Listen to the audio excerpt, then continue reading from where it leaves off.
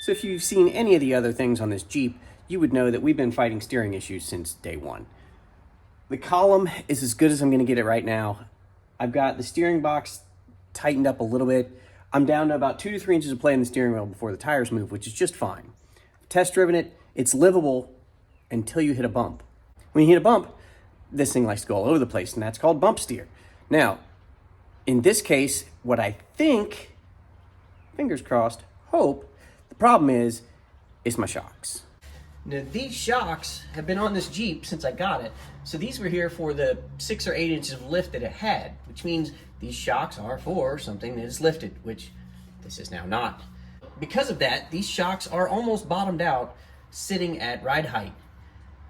I'm hoping my bump steer is simply that when I hit a big enough bump, pothole, whatever in the road, the shock is traveling down its last 1.5 to 2 inches of travel, and then the tires are pushing the entire vehicle back up and over, or over that way, or maybe back that way, or that way. What I'm saying is, I think the bump steer is the fact that my shocks basically have no travel left. So today we're going to replace it with stock height shocks. Should be a pretty easy job. Let's get it done. We're going to start up here on the front where there is a nut to take off, and then there's a nut to take off on the spring plate on each side, and that should really take care of it on the front. Like I said, it's not really that hard of a job. This one is 3/4 inch on this. Hopefully it breaks loose. No, it's breaking free. That's good. That'll make this job even easier. Absolutely not. I don't know how I bought this. It's really not that useful. Once we get the shock off, I'll show you exactly how little travel is left in this thing, because it was built for a lift and we don't have a lift now. That's the top. Let's go for the bottom. There's absolutely zero difference down here than there was up there as to what we have to do. The only difference is elevation. This is like 16 inches lower than we just were. These are breaking loose as well, which is nice. Pry bar and get the shock off. Come on now.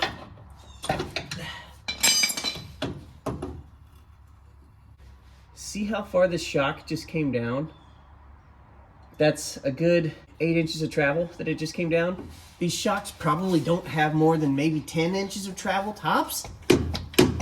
So I would say that we had no travel, and that's my bump steer. That's what I'm sticking to for now. Ooh, these were rough countries.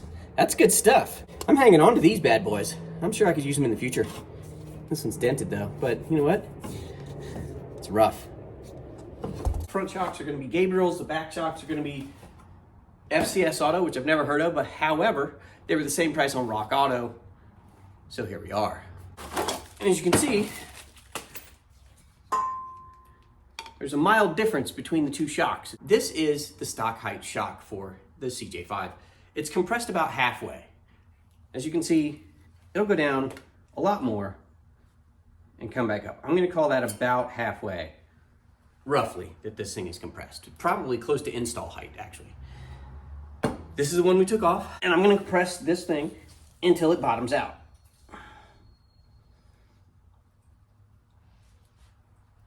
There we go. This is now bottomed out. This is at mid-travel, so you can see the problem. I think bump steer is definitely our issue. There we go. Visual demonstration completed. To put these on, we're going to put the bottom on first, or the top, your choice. Then we will cut the wire and hopefully try to line the other end up as it passes by that point. Hopefully. I usually miss. Okay, here we go. I'm going to put this on the bottom stud, just like that. Don't need to tighten anything yet. I just don't want it to fall off. So, there you go. Finger tight.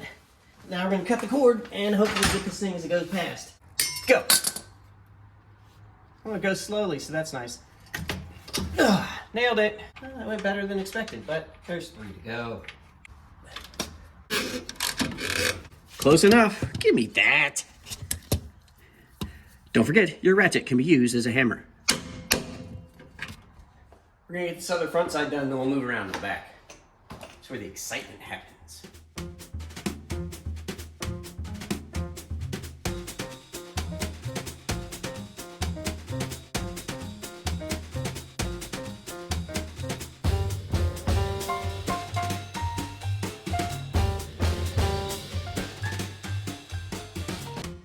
there's not a whole lot different. It should be front to back on these. They should both be basically exactly like this picture. But these are FSBs. No, sorry, FCS. FSBs is a whole Soviet thing. I don't think these are spy shocks. One thing I didn't look into though is I don't know if these shocks are even the same color. Murphy's Law states that these shocks are going to be a completely different color. Oh, Murphy was wrong. Look at that. That could be the exact same company, exact same shock. That's just lucky on our part because I kind of wanted shocks that look the same, as we all do. I don't want people looking at my Jeep and going, look at those two different colored shocks. What is this guy, an idiot? I want them to just look at the Jeep and say, that guy's an idiot. Second verse, same as the first. Oh. I like the fact that everything's breaking loose. This is super convenient for me today. Even this muffler's loose. It's probably not good. It is pointing away from the gas tank, which is nice. Oh. Okay. One reason to wear a hat, bill facing forward working on cars, is if you're clumsy and the wrench or ratchet slips. That exact thing happens. Knocks your hat off, doesn't hit you in the face.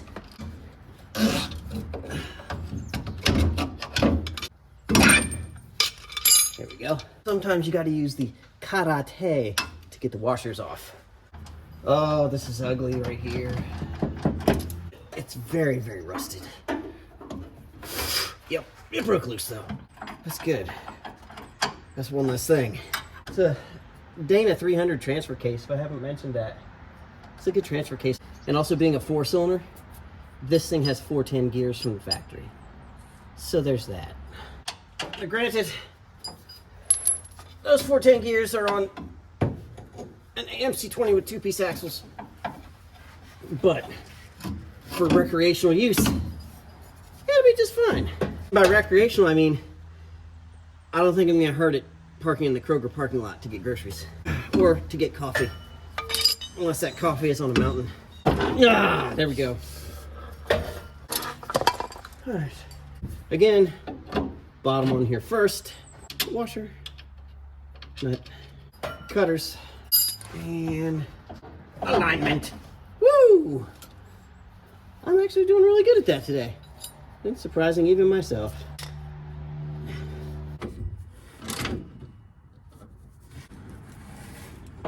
All right. One more side.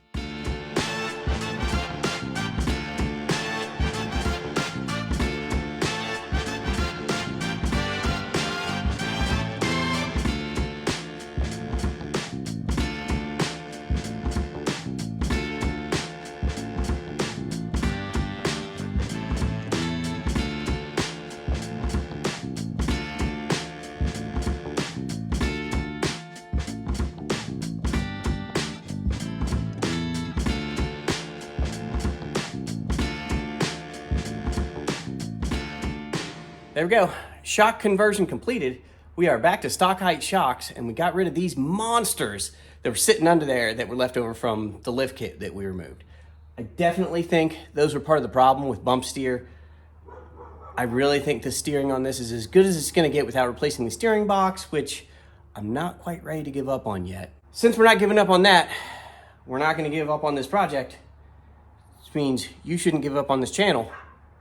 And as long as you don't do that, I'll see you next time.